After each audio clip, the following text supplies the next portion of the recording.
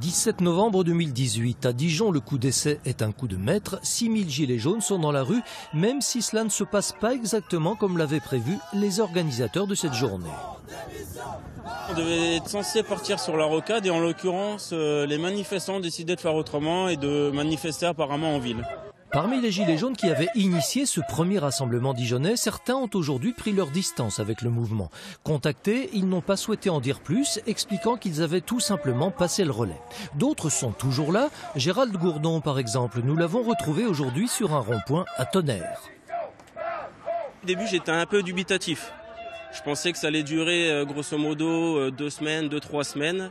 Et en fin de compte, il y a beaucoup de solidarité en France et on peut voir que les gilets jaunes sont unis. Voici le QG de ces gilets jaunes tonnerrois, l'auberge de la Macronne.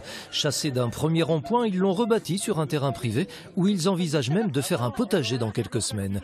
Comme partout, ils sont là à cause des salaires ou des retraites trop minces pour joindre les deux bouts, mais ils sont là aussi parce qu'ils vivent quelque chose qu'ils n'auraient pas imaginé.